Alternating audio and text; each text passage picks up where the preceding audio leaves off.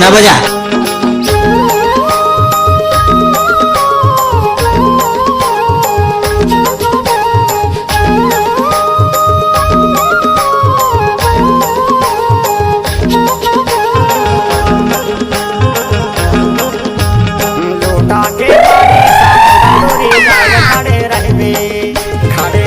चिरैया तोरे आगे चली जाऊं, तोरे संगे चली जाऊं, डबल दैकारों का हो।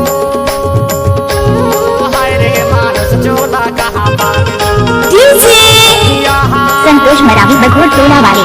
हाय रे मानस चोला कहाँ पावे दो। लोटा के पानी समुद्र डूरी जाए खड़े रही में।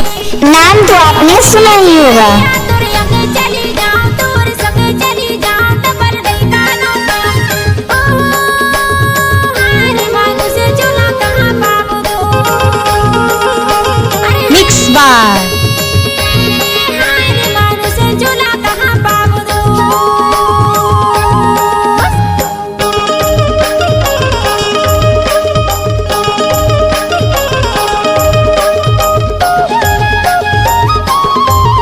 गाने को मिक्स करने का संतोष कुमार का बाएं हाथ का खेल है।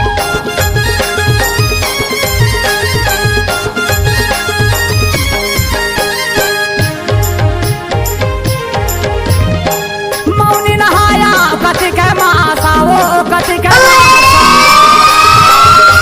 नहाया कथी के मासा वो कथी के मासा। तोरे गोरी बादल में लागे हयासा चोला रोए रे दू। तोरे गोरी बादल में लागे हयासा वो चोला रोए रे दू। लोटा के पानी समुद्र डोरी जाएगा खड़े रहबे दीवानी, तोरे संगे चली जाऊं, तोरे संगे चली जाऊं, डबल दैकारों का संतोष झिलम वाले। मानस चोला कहाँ पावे दो।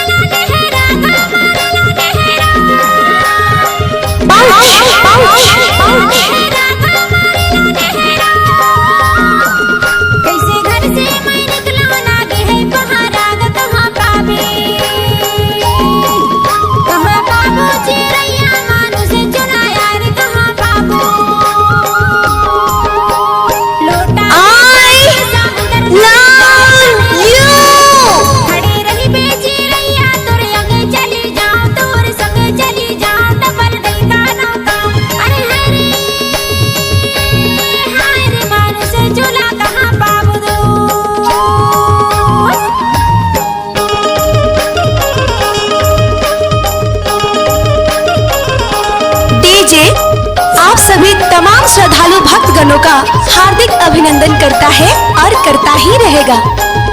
डी डी डी जे जे जे संदन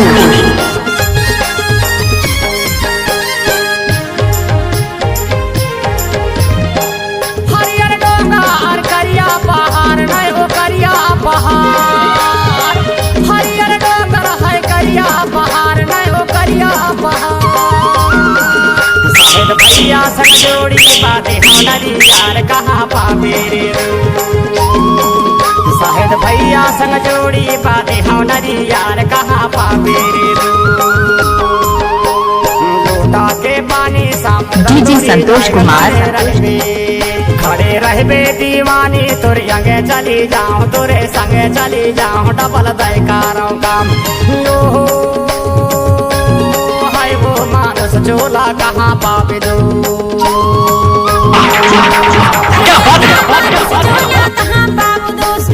हाय रे मानस चोला कहाँ पावो।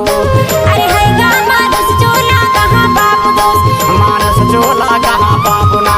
मानस चोला कहाँ पाबो ना। मानस चोला कहाँ